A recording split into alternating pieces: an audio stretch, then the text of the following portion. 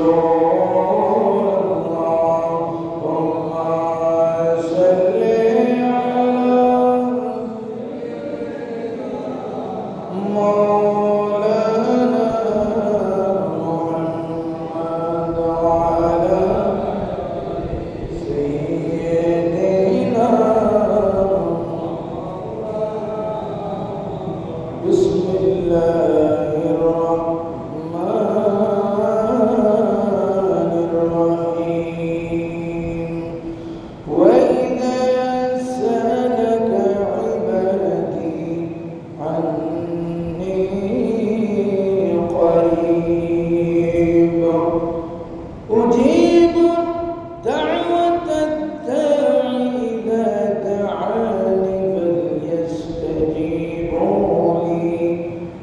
وليؤمنوا به لعلهم يرشدون. صدق الله مولانا العظيم وصدق رسوله النبي الحبيب الكريم، ونحن على ذلك لمن الشاهدين والشاكرين، والحمد لله رب العالمين. رب صل وسلم وبارك عليه. لطف उनका आम हो ही जाएगा,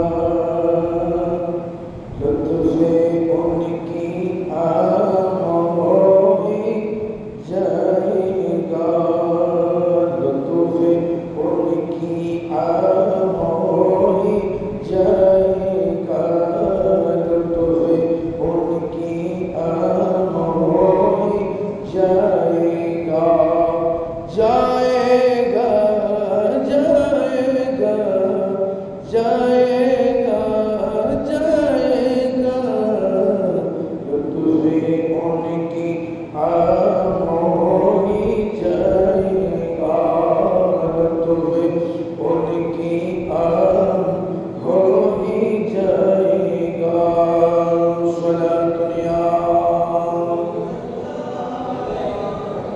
सलाम या हबीब अल्लाह, चलो दे दो वादे दीदार पर, चलो दे दो वादे दीदार पर, जान दे दो वादे दीदार पर, नप दो उनका दाम हो ही जाएगा, नप दो अपना दाम हो ही जाएगा, जाएगा जाएगा जाएगा जाएगा, लुत्फ उनकी आम हो ही जाएगा, लुत्फ उनका आम हो ही जाएगा।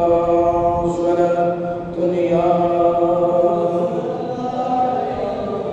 सलाम या हबीब अल्लाह, सायलो दामन सखी का तमलो, सायलो दामन सखी का तमलो, सायलो दामन सखी का तमलो,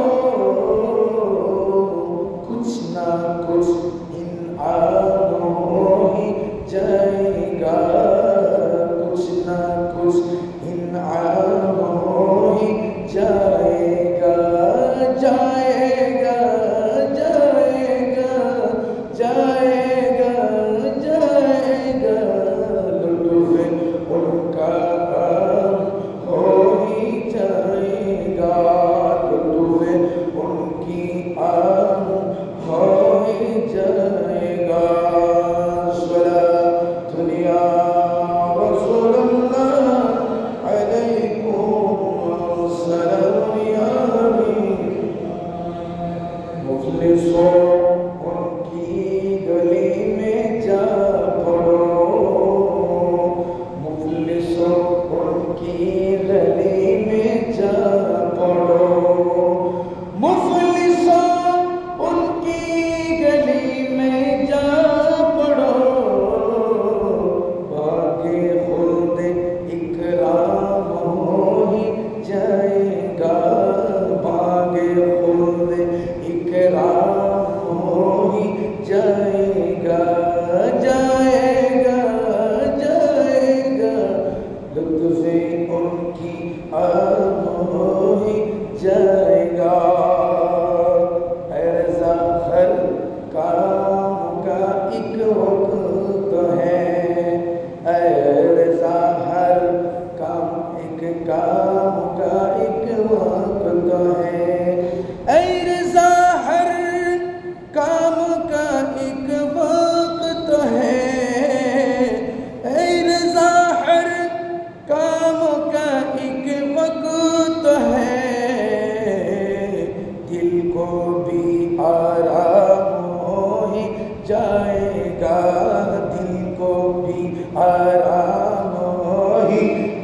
जाएगा जाएगा जाएगा लुत्फ़े उनकी आम ही जाएगा लुत्फ़े उनका आम ही जाएगा। उपस्थित অধ্যকার 1447 হিজরি মাহে রবিউল সানির 3য় তারিখ তথা মাহে রবিউল সানির পবিত্রময় মাসের প্রথম জুমার নামাজে আগত সম্মানিত মুসল্লি কেরাম, দূর দূরান্ত থেকে আগত নবী প্রেমিক ওয়ালি প্রেমিক আশিকে রাসূল আশিকে ওয়ালি আশিকে গৌসে পাক এর সম্মানিত মুসল্লি বর্গ এবং পূর্ব সন্ধ্যা রাস্তার অন্তর্গত চৌধুরীপাড়া পশ্চিম অত্র এলাকার বুজুর্গ জামা মসজিদের সম্মানিত মুসল্লি কেরাম, সম্মানিত মুরব্বী সমাজ, যুব সমাজ, ছাত্র সমাজ, খসিকা সমাজ ও বাচ্চারা সহ পর্দার আড়ালে থেকে যারা আমার বক্তব্য শ্রবণ করেন অত্র এলাকার আরাকিন মা বোনেরা রেহমানি ওয়া রাহমাতুল্লাহ, আসসালামু আলাইকুম ওয়া রাহমাতুল্লাহি তাআলা ওয়া বারাকাতুহু। মহান আল্লাহর দরবারে অন্তর খুলে প্রাণ খুলে শুকরের সিজদা আদায় করছি যে মওলা মুনি আমাদের মতো নালায়েক গুনাহগার পাপী তাফি মুজরিম অপরাধীদেরকে দয়া করে মেহেরবানি করে শারীরিক মানসিক সুস্থতা দান করে 1447 হিজরির মাহে রবিউল আউয়াল শরীফ পার করে পবিত্র মাস মাহে রবিউল সানিতে পদার্পণ করার মতো হায়াতে জিন্দেগানি আমাদেরকে দান করেছেন। ওই মহান মুনিবের দরবারে অন্তর খুলে জবান খুলে ঈমানের আওয়াজে একবার বলে আলহামদুলিল্লাহ। সাথে সাথে সরকার দু আলম নূর মুজস্সম শফিউল মুজনিবিন রাহমাতুল লিল আলামিন নবীর নূরানি চরণে লাখো কোটি দরুদ সালামের হাদিয়া পেশ করছি। প্রত্যেকে বলি আরেকটি বার বলি আলহামদুলিল্লাহ। এবং আজকের এই মহিমান্বিত জুমার দিনে স্মরণ করতেছি ওই সমস্ত আমার নবীর পাশে থেকে যারা দ্বীন ইসলামের জন্য নিজের তরুতাজা রক্ত দ্বীনের জন্য ঢেলে দিয়ে তাজা রক্ত ঢেলে দিয়ে দ্বীনকে তাজা রেখেছেন। যে সমস্ত মুবাল্লিগিন দ্বীনের প্রচারের জন্য নিজেকে বিলীন করে দিয়ে নিজের আত্মত্যাগ করে নিজের দেশ নিজের পরিবার ছেড়ে দিয়ে দেশ থেকে দেশান্তরে দ্বীন ইসলামকে প্রচার করেছেন, যাদের বদৌলতে আমরা আমাদের মায়ের কুলে বাবার কুলে বসে আমরা দ্বীন ইসলাম পেয়েছি। ওই সমস্ত মুবাল্লিগিনদের দরবারে আমাদের জিয়ারত ফাতিহা আমাদের সালামি ওনাদের দরবারে দরবারে কদমে কদমে আমরা পেশ করছি। আল্লাহ পাক রব্বুল আলামিন সকল বুজুর্গে কিরামদেরকে আলা দরজাত নসিব করুন প্রত্যেক আমিন। সেই সাথে আজকে আপনাদের জানান দিচ্ছি যে মাহে রবিউল সানিতে আল্লাহ পাক রব্বুল ইজ্জত আমাদেরকে পদার্পণ করার তৌফিক দিয়েছেন। সেই মাহে রবিউল সানিতে যার স্মরণ আমাদের না করলে হয় না, সেই বড় পীর আব্দুল কাদের জিলানী কুদ্দাসা সিররাহুল আজিজ, যাকে আমরা অনেকে বড় পীর হিসেবে জানি, অনেকে বড় মাওলানা হিসেবে জানি, অনেকে গৌসুল আজম হিসেবে আমরা মানি, বলি আলহামদুলিল্লাহ। যার কদম ওলিদের খাদে না নিলে, যার কদমে পাক জামানার ওলিদের কাঁধে না নিলে ওলি হওয়া যায় না। যার কদম জামানার ওলির কাঁধে না নিলে, যার সিলসিলাকে সম্মান না করলে তরিকত পন্থী হওয়া যায় না।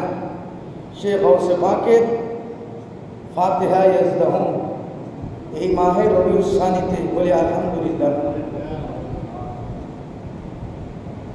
এই আমরা ফাতিহা ইয়াজদাহুম পালন করে থাকি। আমরা সুন্নি উলামায়ে কেরাম আমাদের ঘরে ঘরে, মহল্লাতে, মসজিদে, আমাদের হানাগাতে আমরা গিয়ারুল শরীফ পালন করে থাকি। প্রত্যেক মাসের 11 তারিখ রাতে সেই গিয়ারুল শরীফের মূল মাস মাহে রবিউল সানি মাস বলি আলহামদুলিল্লাহ। সেই মাহে রবিউল সানি আমাদের মধ্যে ঢুকেছে, পদার্পণ করেছে। গত মঙ্গলবার আমাদের দেশে রবিউল সানির চাঁদ উদিত হয়েছে। এবার রবিউল আউয়ালের চাঁদ 29-এ গেছে। মঙ্গলবার আমাদের বাংলাদেশের জমিনে রবিউল সানির চাঁদ উদিত হয়েছে। সে থেকে বুধ, বৃহস্পতি এবং আজকে শুক্রবার, আজকে রবিউল সানির 3 তারিখ বলি আলহামদুলিল্লাহ। আমি আপনাদের খেদমতে জানান দিচ্ছি, মাহে রবিউল সানিতে হুজুর গৌসে পাক সহ আরো অসংখ্য দ্বীনের মুবাল্লিগিনরা এই মাসে আল্লাহর দরবারে চলে গিয়েছেন, ওফাত বরণ করেছেন। আমি তাদের নামটুকু আপনাদের সম্মুখে বয়ান করতেছি। প্রিয় হাজিরিন, মাহে রবিউল সানির 558 হিজরির 1 রবিউল সানি তথা এই মাসের 1 তারিখ ওফাত বরণ করেন ইমামে বাইহাকি রহমতুল্লাহ আলাইহি। প্রত্যেকে বলেন আলহামদুলিল্লাহ। এই মাসের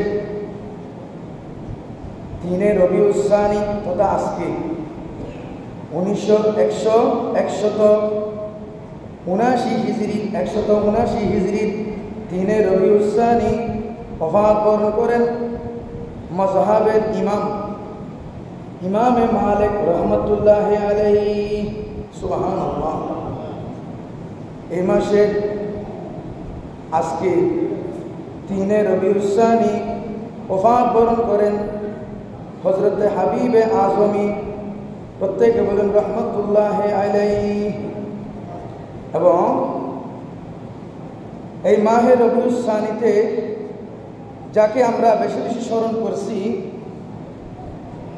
পীরানা পীর দস্তগীর মাহবুবুস সুবহানি গৌসে সমাদানি, পীরে লাসানি, পীর মীর মুহিউদ্দিন, গৌস মুহিউদ্দিন, বাদশাহ মুহিউদ্দিন, ফকির মুহিউদ্দিন, আব্দুল কাদের জিলানী কুদ্দাসা সিররাহুল আজিজ 561 হিজরি 11 রবিউল সানি উনি ওফাত বরণ করেন। ইন্না লিল্লাহি ওয়া ইন্না ইলাইহি রাজিউন।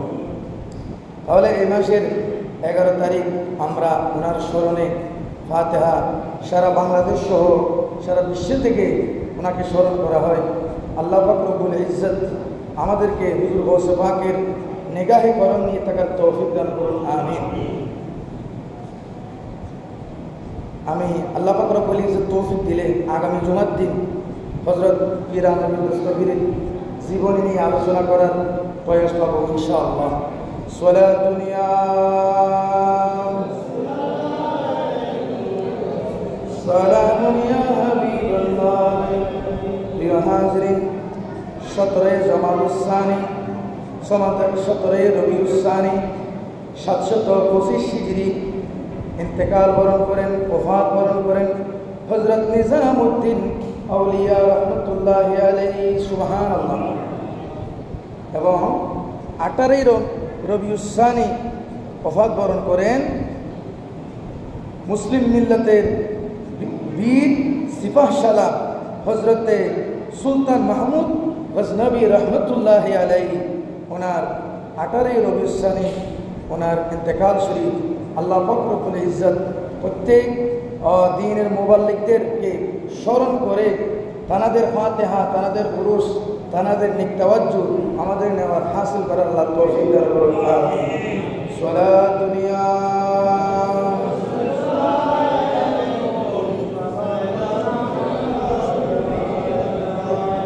মুহাম্মদ মুস্তাফা নূরুন আলা নূর হাবিবে কিবরিয়া নূর আলা নূর সালাত দুনিয়া।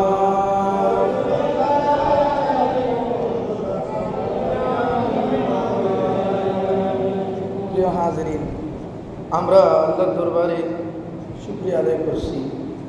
মাহে রবিউল আউয়াল আমাদের থেকে বিদায় নিয়েছেন, যেটা ঈদে মিলাদুন নবীর মাস, আমার রাসূলের তাশরীফ আওয়ারির মাস।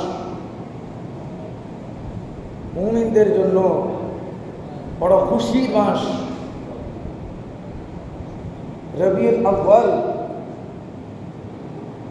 বসন্তের প্রথমার্ধ, বসন্তের প্রথমার্ধ রবিউল আউয়াল বলা হয় যেটাকে, সুবহানাল্লাহ। এখন আমাদের মধ্যে চলমান রবিউস সানি, অথবা বলা হয় রবিউল আখির, বসন্তের দ্বিতীয় অর্ধ, সুবহানাল্লাহ। এই মাস রবিউল আউয়ালের সাথে বাজারের কারণে অত্যন্ত দামি। এই মাসে ফজিলত আছে, অনেক নফল নামাজের কথা আছে, দান সৎকার কথা আছে, এবং সেই সাথে আমরা যারা পীর মুরিদ তরিকতপন্থী বিশ্বাসী, আমাদের জন্য বড় নিয়ামতের খুশখবরই হচ্ছে সেই ফাতিহা ইয়াজদাহুমের মাস, সুবহানাল্লাহ। গিয়া রবি শরীফের মাস, হুজুর গৌস পাকের ওফাতের মাস। আল্লাহ পাক রব্বুল ইজ্জত আমাদেরকে এই মাসে যথাযথ তাজিম, সম্মান, ফরজ, সুন্নত, নফল, ইবাদত বন্দেগীর পাশাপাশি, দান সৎকার পাশাপাশি ওলি আল্লাহদেরকে স্মরণ করার বিশেষ তৌফিক দান করুন, আমিন। আমি গত জুমার মধ্যে আপনারা জানেন আল্লাহ রসুলের ওফাত শরীফ নিয়ে, আল্লাহ রসুলের ইন্তেকাল শরীফ নিয়ে, আল্লাহ রসুল দুনিয়া থেকে পর্দা করেছেন, এই নিয়ে বিস্তারিত আলোচনা এনেছিলাম। আলহামদুলিল্লাহ, এখান থেকে আল্লাহ রসুলের ইন্তেকাল, ওফাত শরীফ বরণ, এই কাহিনী থেকে আমরা অনেক কিছু শিখেছি, শুনেছি। অনেক অলৌকিক ঘটনা, অনেক অলৌকিক ঘটনা আমরা দেখেছি।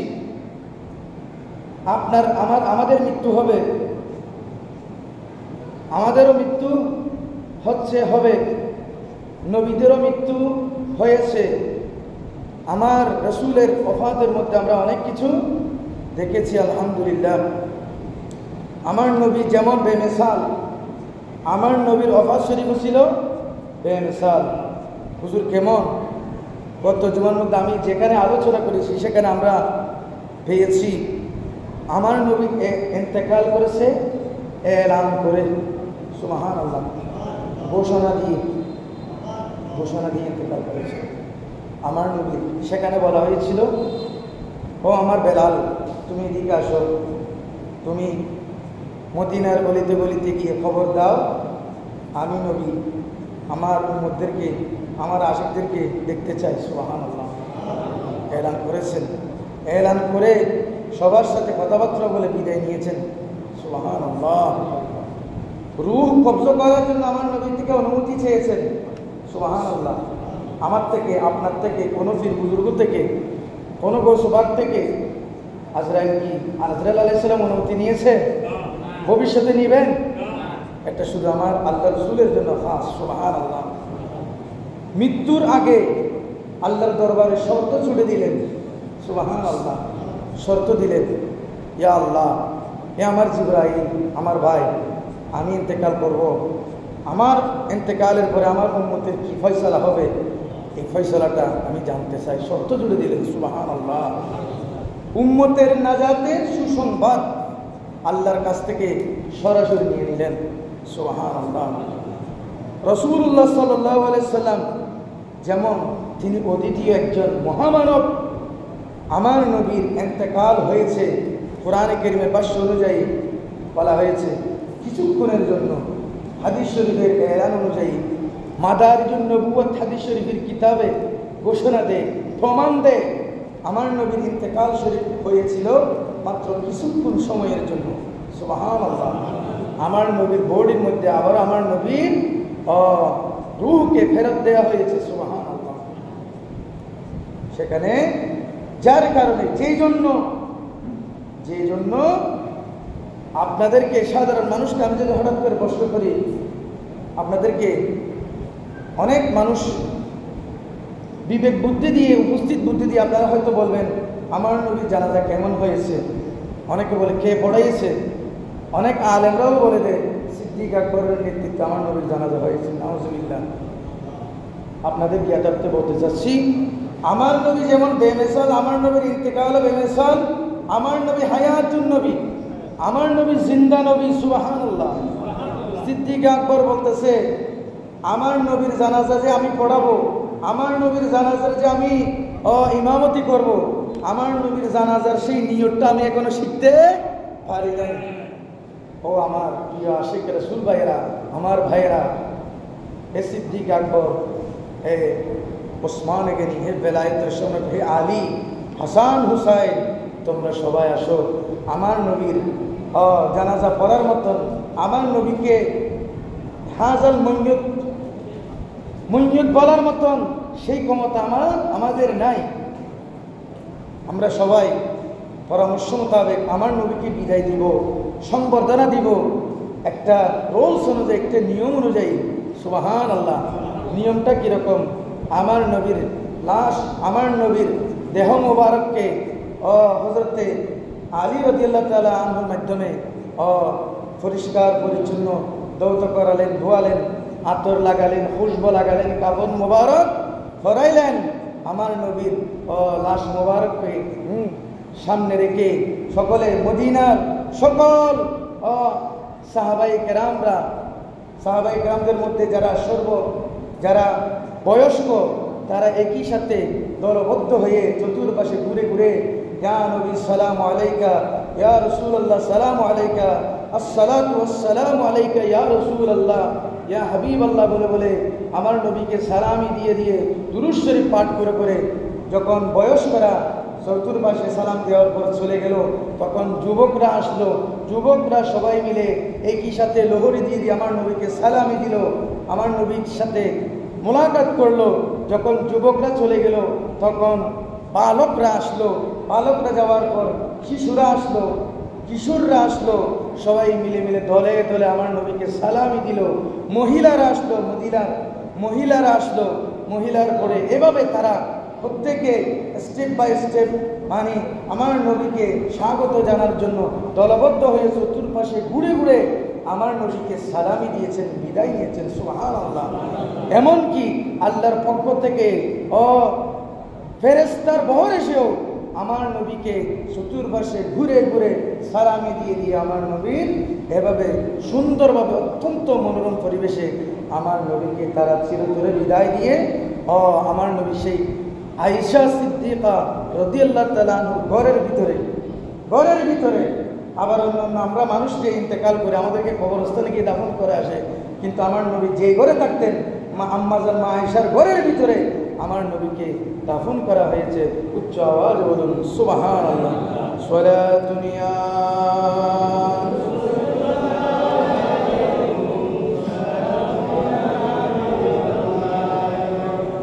হাজরিন, মৃত্যুবরণ আল্লাহ রাসূলকে বলা হয়েছে ইন্নাকা মাইয়িতুন ওয়া ইন্নাহুম মাইয়িতুন, সুবহানাল্লাহ। আরো বলা হয়েছে কুল্লু নাফসিন যায়িকাতুল মউত, সকল নফসকে মৃত্যুবরণ করতে হবে। এখন আমাদেরও মৃত্যুবরণ করতে হবে। দুনিয়ার মধ্যে এসেছি, হায়াত পেয়েছি, মৃত্যু অবধারিত, সুবহানাল্লাহ। কিন্তু আমরা হাজার সকাল বিকেল সপ্তাহে কতজন মানুষের আমরা জানাজার নামাজ পড়ি, ঠিক কিনা? জানাজার নামাজ এটাতে আমাদের অনেক শিক্ষণীয় বিষয় থাকে যে আমাদের সামনে কবরস্থান আছে। আল্লাহ রাসূল বলছেন, ও আমার উম্মতরা, তোমরা বেশি বেশি কবর জিয়ারত করো। কেননা কবর জিয়ারত করলে পরকালের কথা তোমাদের স্মরণ হবে, পরকালের কথা স্মরণ হবে, আল্লাহর তাকওয়া আমাদের অন্তরে আসবে। এগুলো আমাদের সামনে আসলে আমরা আল্লাহর ভয় অন্তরে ধারণ করে আমরা সহজ পথে, সঠিক পথে চলবো, সুবহানাল্লাহ। দুঃখের বিষয়, এখন আমরা মৃত্যুকেও একেবারে নাটকীয় মনে করি। বর্তমানে এমন একটা সময় চলে আসছে, আমরা মওতবাড়িতে গিয়ে সেখানে সেলফি, এমুক সেমুক, হাসি তামাশা, হেল তামাশা মনে করতেছি ও চলে যাচ্ছে, আমার যাওয়াটা আরো অনেক দেরি আছে, নাউজুবিল্লাহ।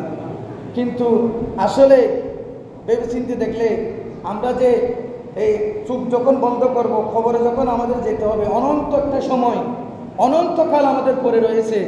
সেখানে যখন আপনি যাবেন, তখন আমাদের মনে হবে ভুলক্রমে কিছু একটা সময়ের জন্য আমরা দুনিয়াতে এসেছিলাম, একটা মরিচিকা। দুনিয়াটা কি মরিচিকা। এই মরিচিকার জন্য আমরা রাত দিন খাটনি করি, টাকা পয়সা, বিল্ডিংয়ের জন্য, নাউজুবিল্লাহ মিন যালিক। কিন্তু বড় কথা হচ্ছে যে জানাজার ময়দানে আমাকে মৃত্যুবরণ করে একদিন লাশ হতে হবে। এই জানাজার ময়দানের শিক্ষণীয় কথায় আপনাদেরকে বলতে চাচ্ছি, আমার নবী যে ইন্তেকাল করেছে, আমাদের ইন্তেকাল করতে হবে। সেখানে একটা বড় বিষয় হচ্ছে, আমার নবী সাহাবায়ে কেরামের যখন সাহাবায়ে কেরামের লাশ উপস্থিত হতেন, জানাজা পড়বে, ওই অবস্থায় জানাজার সামনে আসলে সাথে সাথে যে ব্যক্তি ইন্তেকাল করেছে ওই ব্যক্তির ঋণ আছে কিনা তালাশ করত, সুবহানাল্লাহ।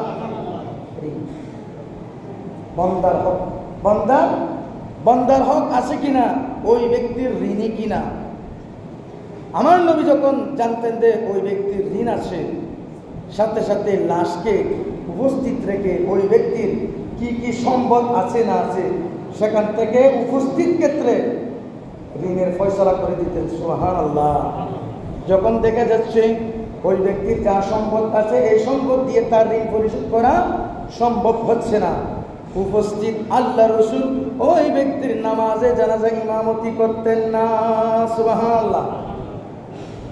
প্রিয় হাজরিন, শিক্ষণীয় বিষয় আল্লাহ রাসূল ঋণ রেখে যে ব্যক্তি মৃত্যুবরণ করলো তার ইমামতি করলেন না, এমনকি অন্য এক সাহাবীকে ডেকে ইমামতি দাঁড় করা দিলেন, নাউজুবিল্লাহ মিন যালিক। অহরহর এখন আমাদের মানুষের মধ্যে সেই চিন্তা ভাবনা থাকে না, লক্ষ লক্ষ কোটি কোটি টাকা আমরা ঋণ করে আমাদের গলার মধ্যে বন্ড হিসেবে আমরা বেঁধে রাখি, আমরা সেই ঋণের খবর রাখি না। যে ঋণ, যেই বন্দার হক, আল্লাহ রাসূল সবসময় উম্মতে মুহাম্মদীকে খবরদারি করেছেন, তোমরা বন্দার হক থেকে বেঁচে থাকো, বন্দার হক ছাড় দেওয়া হবে না। এই বন্দার হক সম্পর্কে তোমাদেরকে পুঙ্খানুভাবে তোমাদেরকে হিসাব নিকেশ করা হবে। উচ্চ আওয়াজে বলুন সুবহানাল্লাহ। ঋণ পরিশোধের আপ্রাণ, কারণ ঋণ পরিশোধ ব্যতীত মৃত্যুবরণ করলে হাসরের মাঠে নিজ নেকি থেকে, নিজের আমল থেকে, ভালো আমল থেকে ঋণের দাবি পূরণ করতে হবে। বুখারী মিশকাত, বুখারী শরীফের মধ্যে হাদিস শরীফ এসেছে, সুবহানাল্লাহ। আপনি আমলে সালেহা করেছেন, আপনি ফজরের নামাজ পড়েছেন, আপনি বেশি বেশি আমল করে বড় বড় সওয়াবের কাঠগড়ি নিয়ে আপনি হাসরের ময়দানে উঠেছেন, কিন্তু আপনার সেই আমল নামা থেকে ওই যে ব্যক্তি জাহান্নামী ব্যক্তি, তাকে আপনার এই আমল নামাগুলো সে যতটুকু চাইবে আপনাকে ছাড় দিয়ে দিতে হবে। এক সময় আপনি এই ঋণের বোঝার কারণে আপনার সেই আমল সালেহার বড় গাঠুরিটা খালি হয়ে যাবে। উচ্চ আওয়াজ বলুন নাউজুবিল্লাহ। বন্দার আমল ছাড় দেওয়া হবে না। এক সময় রাসূল পাক সাল্লাল্লাহু আলাইহি ওয়াসাল্লাম বন্দার এই আমল নামা নিয়ে কথা বলতেছিলেন। ও আমার উম্মত, তোমরা শুনে রাখো, কিয়ামতের ময়দানে আমি আমার আল্লাহর হক হয়তো আল্লাহ চাইলে ক্ষমা করতে পারে। আল্লাহ রহমানুর রহিম, আল্লাহ গফুর ও গফফার। আল্লাহ চাইলে নিমিষের মধ্যে আল্লাহর হকগুলো মাফ করে দিতে পারে। কিন্তু আমরা দুনিয়ার মধ্যে চলাফেরা করেছি, আমরা এক একজনের হক এক একজনকে ফেলতেছি। এই হক কোনোদিন ছাড় দেওয়া হবে না। সুবহানাল্লাহ। এখানে আমি আপনাদেরকে ইয়াদার্থে একটি কথা বলতেছি। এক সময় এই কথাটা যখন আল্লাহ রাসূল বলতেছিলেন, হঠাৎ এক সাহাবা দাঁড়া গেলেন। সাহাবার নাম হযরত উকাসা রাদিয়াল্লাহু তাআলা আনহু। প্রত্যেক বলেন সুবহানাল্লাহ। ওই ব্যক্তি বলেন, ইয়া রাসূলুল্লাহ, বান্দার হক সম্পর্কে আপনি বলতেছেন, আমি আপনার কাছ থেকে একটি হক পাই। সুবহানাল্লাহ। আমি ইয়া রাসূলুল্লাহ আপনার কাছ থেকে একটি হক পাই। আপনার সেই হকটা, আমার হকটা আমি এখানে জনসম্মুখে আপনার সামনে থেকে আমি আদায় করতে চাই। সুবহানাল্লাহ। তখন বলতেছে, হে আমার সাহাবা, তুমি দাঁড়াও, তুমি আমার থেকে কি হক পাও সরাসরি সবার সঙ্গে নিয়ে নাও। সুবহানাল্লাহ। তখন এই উকাসা রাদিয়াল্লাহু তাআলা আমার নবীর সামনে গেলেন। আমার নবীকে বলতেছেন, ইয়া রাসূলুল্লাহ, ইয়া হাবিবাল্লাহ, অত্যন্ত মুহাব্বতের সহিত করুণ সুরে বলতেছে, আপনার কাছে আমি একটি হক পাই। সেটি হচ্ছে, আপনি অমুক যুদ্ধের সময়, আমরা যখন এক সময় যুদ্ধ করেছি দ্বীন ইসলামের জন্য, আমরা কাফেরদের বিরুদ্ধে যুদ্ধ করেছি, আমরা সকলে। আপনি কাফেরদের বিরুদ্ধে কঠোরভাবে হস্তক্ষেপ করতেছিলেন, সাবুক ছাড়াচ্ছিলেন। ইয়া রাসূলুল্লাহ, আপনি কাফেরদের মারতে গিয়ে আমি উকাসাকে, আপনি আপনার সাবুকে আমাকে জর্জরিত করেছিলেন। ইয়া রাসূলুল্লাহ। সুবহানাল্লাহ বলি। আপনি কাফেরদের উদ্দেশ্যে যে সাবুক ছুড়েছিলেন, আমার সেই সাবুক আমার পিঠের মধ্যে, পৃষ্ঠের মধ্যে এসে লেগেছিল। ইয়া রাসূলুল্লাহ, আমার এখনো মনে আছে। আমি আজকে সেই সাবুকের আঘাতটা কেসাস হিসেবে আমি জনসম্মুখে আপনার কাছ থেকে আদায় করতে চাই। ইয়া রাসূলুল্লাহ। হযরত ফারুক আজম সহ উপস্থিত সকল সাহাবী রাগান্বিত হয়ে গেলেন। হযরত উকাসা, তুমি এটা কি করতে চাও? তখন আল্লাহ রাসূল বলতেছে, তোমরা থামো, ওর কাজ, ওর হক ওকে আদায় করে নেওয়ার তোমরা সুযোগ দাও। তখন বললেন, ইয়া রাসূলুল্লাহ, আমি কেসাসের মতন, কেসাস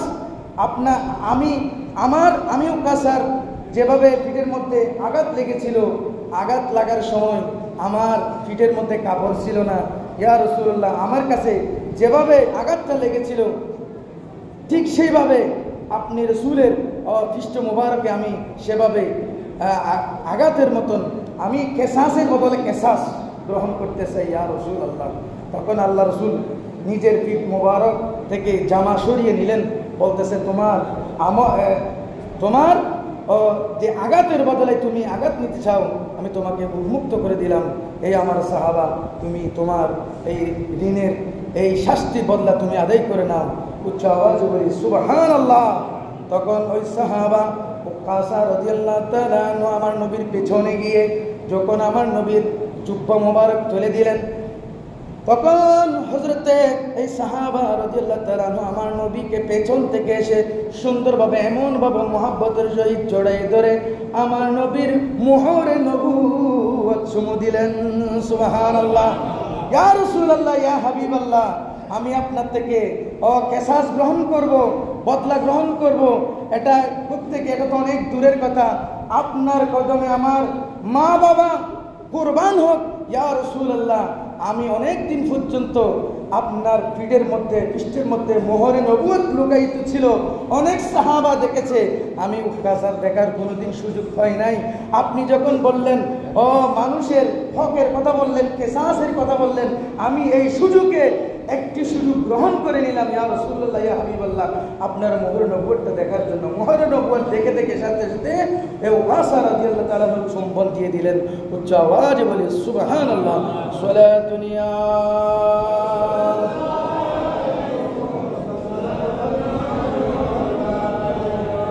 মুহাম্মাদুন সাইয়্যিদুল কাউনাইন ওয়াস সাকলাইন ওয়াল ফারিকাইন মিন উরবি ওয়া মিন আজমি।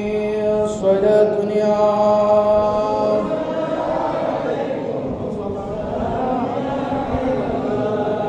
প্রিয় হাজরিন, আপনারা তাড়াতাড়ি চলে আসেন, আমি নির্দিষ্ট টাইমে শেষ করব।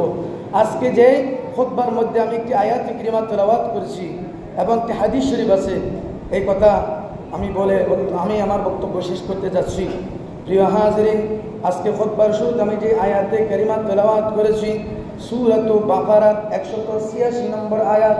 সূরাতুল বাকারা 186 নম্বর আয়াত। আল্লাহ পাক রব্বুল আলামিন ঘোষণা করেন, বিসমিল্লাহির রহমানির রহিম, ওয়া ইযা সাআলাকা ইবাদি আন্নী ফাইন্নী করিব। উচ্চ আওয়াজে বলুন সুবহানাল্লাহ। ওয়া ইযা, যখন আল্লাহ পাক রব্বুল আলামিন বলেন, যখন সাআলাকা আমার নিকট চাই, আল্লাহ পাক রব্বুল আলামিন বলেন, ওয়া ইযা সাআলাকা ইবাদি, আমার বান্দাদের মধ্য থেকে যখন কোনো বান্দা আমার নিকট চায়, কোনো কিছু চায়, আন্নী ফাইন্নী করিব, আমি তখন ওই বান্দার একেবারে নিকটবর্তী থাকি। সুবহানাল্লাহ। ইয়া রাসূলুল্লাহ, আপনি বলুন, আপনার আমার এই বান্দার একেবারে আমি আল্লাহ নিকটবর্তী থাকি।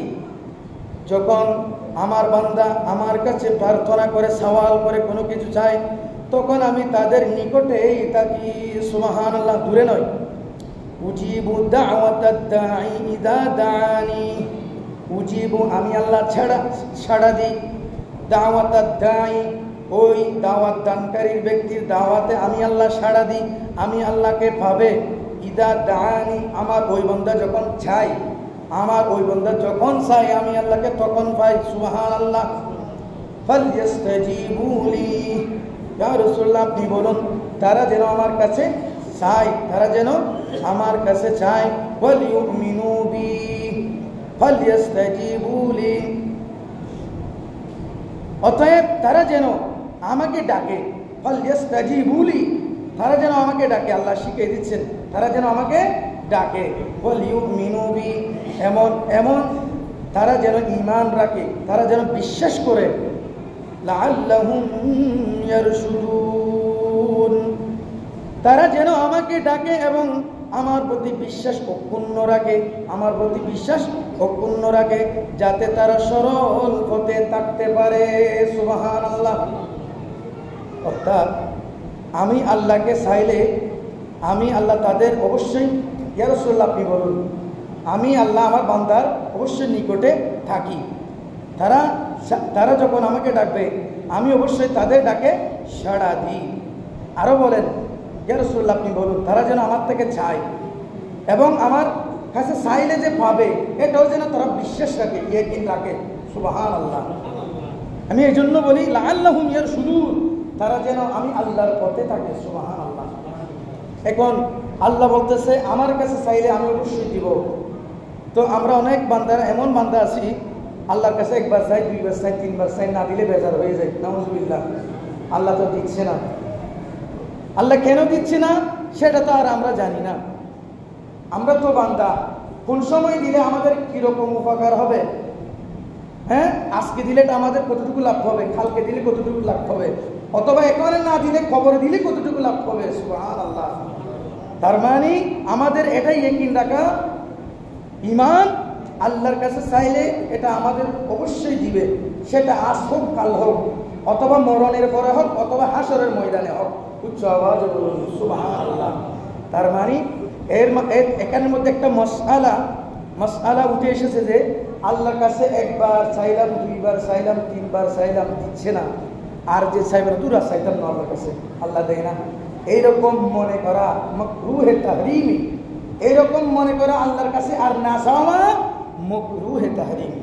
এইরকম কোনোদিন নাউজুবিল্লাহ এরকম বলা যাবে না। এরকম বলা মানে কুফরি কথা, এরকম বলা মানে কুফরি কথা। তো আল্লাহর দুয়ার থেকে নৈরাশ না হওয়ার জন্য আল্লাহ আমাদের তৌফিক দান করুন, আমিন। সালাত দুনিয়া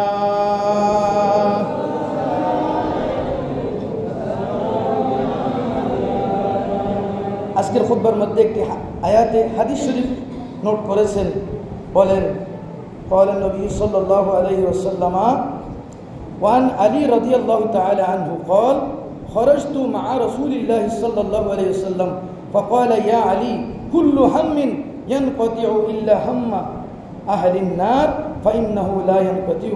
নবী করিম সাল্লাল্লাহু আলাইহি ওয়াসাল্লাম হযরত আলী রাদিয়াল্লাহু তাআলা আনহু কে উদ্দেশ্য করে বলেন, একদা আমি রাসূল পাক সাল্লাল্লাহু আলাইহি ওয়াসাল্লামের সাথে বের হলাম, তখন তিনি আমাকে সম্বোধন করে বললেন, হে আলী, প্রত্যেক চিন্তাই শেষ হবে, প্রত্যেক চিন্তার একদিন শেষ হবে, কিন্তু জাহান্নামীদের চিন্তা শেষ হবে না, নাউজুবিল্লাহ।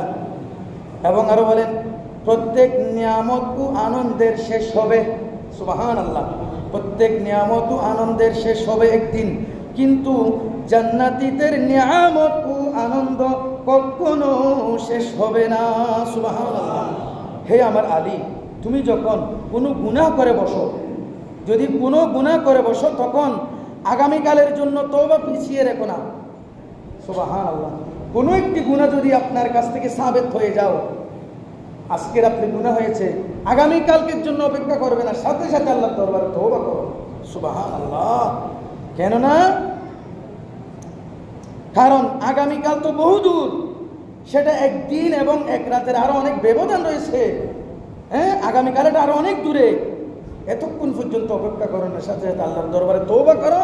একটি খারাপ কাজ করলে সাথে সাথে একটি ভালো কাজ করে দাও, সুবহানাল্লাহ।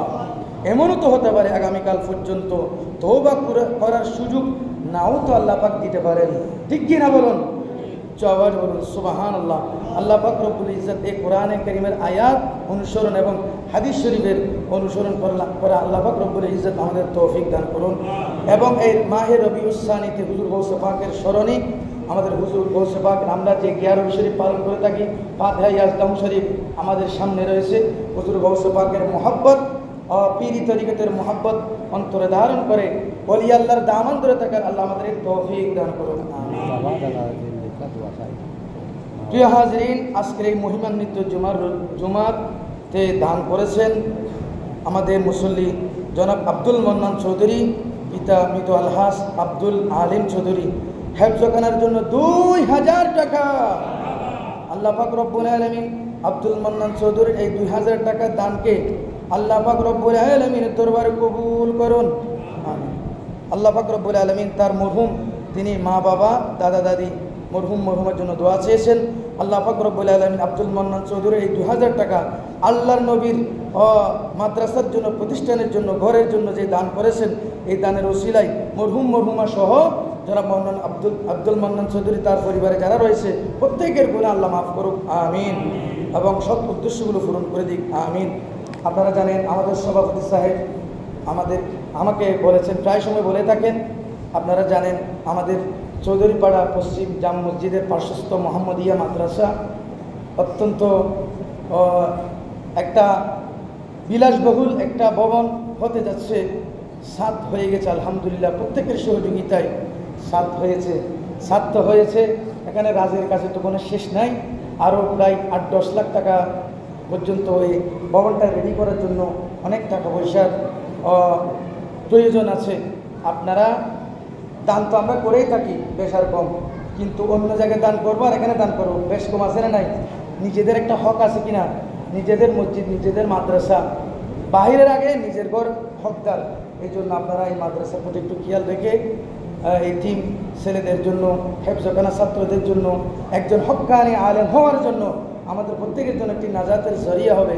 আল্লাহ পাক রব্বুল আলামিন এই মসজিদকে, এই মাদ্রাসাকে আমাদের প্রত্যেকের জন্য নাজাতের ব্যবস্থা হিসেবে আল্লাহ কবুল করুক, আমিন। ওয়া আখিরু দাওয়ানা আনিল হামদুলিল্লাহি রাব্বিল আলামিন। আসসালামু আলাইকুম ওয়া রাহমাতুল্লাহ। যারা সুন্নাত করেন সুন্নাত করেন।